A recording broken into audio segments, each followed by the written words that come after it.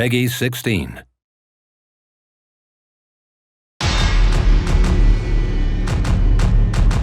My name's Mike Tucker. I'm the designer programmer of TTD, and it's a love letter, I guess, to 80s, 90s arcade games, and we feel like it's the T2 game we should have had back in our youth.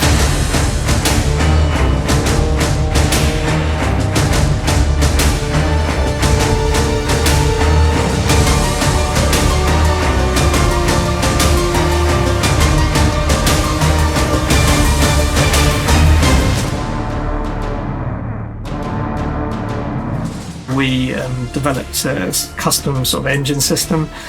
We call it an abstraction engine, and that enables us to do really wide porting of the games to different platforms. So not only targeting modern platforms, but also all the retro platforms. So it's very specialised in dealing with all the different assets, be that graphics or audio. We have a couple of programmers here, Matt and Gavin, who are very clever guys, and they're able to take my code and transmogrify that into something that will work on like a retro system, or well, even like a PS5. It's basically cross-compilation, but it's all very clever. I stay away from that. I just concentrate on gameplay programming and design. Yeah, the beauty of it is that we just target one platform, and then from that we can hit just about anything else we want to, really, as long as the screen resolution allows, and the memory, of course.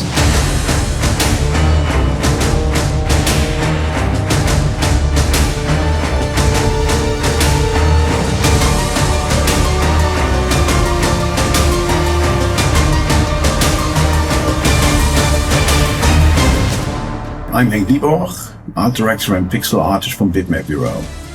I took on the future wall levels in our game, which are action-packed run-and-gun missions with many iconic enemies and vehicles.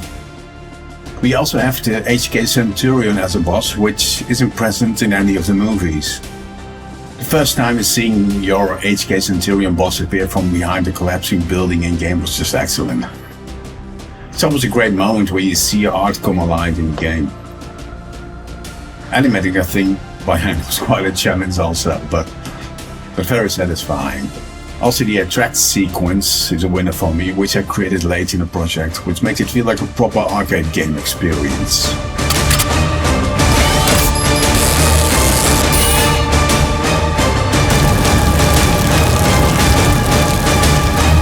Throughout the game we have numerous different sections and levels throughout that reflect different parts of the movie.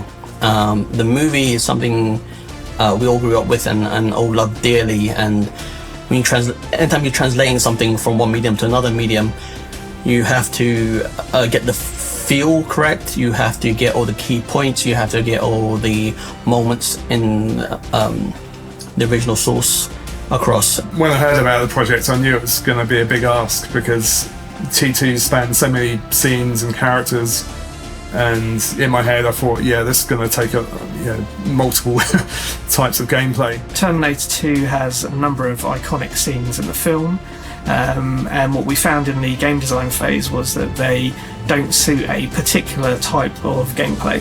So you can have a future war where you're running and gunning, sort of almost Contra-esque, but as soon as you look at something like a truck chase scene or the hospital, they're just very different types of gameplay. So early on in the game development process, we realised that we needed to look at how we could balance that, how we could have the different characters in the game, and how we could generally tie that together to make a really exciting experience for the gameplay. It meant jumping around many genres, and yeah, it was quite a challenge, making sure that each genre felt fun and kind of flowed from one into the other. But yeah, I think it worked. Also, the game had to be playable enough and teach you to play within seconds, otherwise you'd be confused and you give up on the game.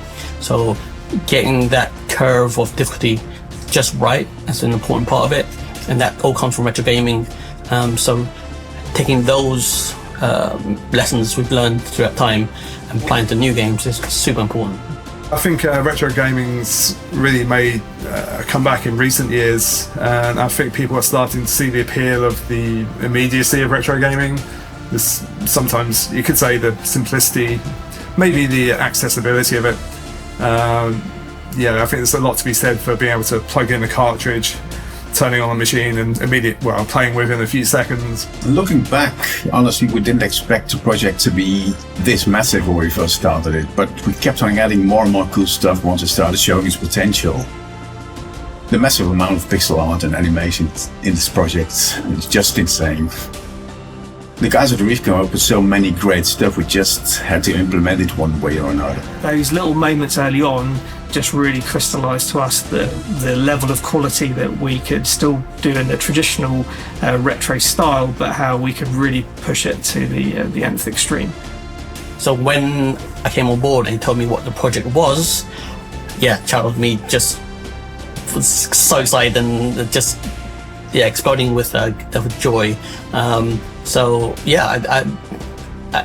Who wouldn't want to work on a game that was from their childhood?